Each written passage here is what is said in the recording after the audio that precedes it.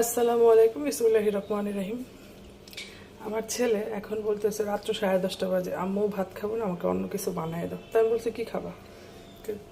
পরে বললো যে আম্মু আমি ইউটিউবে একটা খাবার দেখছি,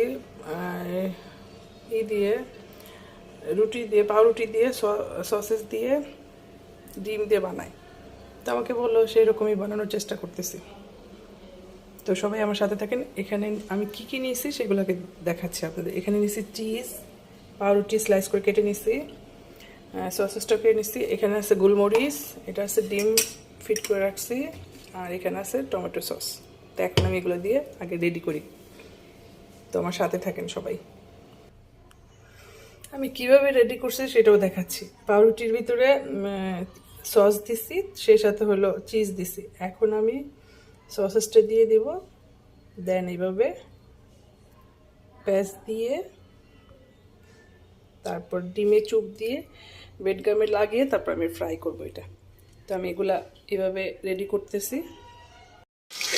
তো আমি এখন এটাকে ভেজে নিতেছি।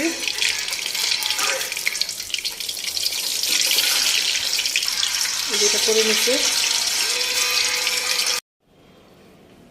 তো আমার পাউরুটি দিয়ে, সসেস, চিজ দিয়ে বানানো এটা শেষ, রেডি, কমপ্লিট, ফ্রাই করা।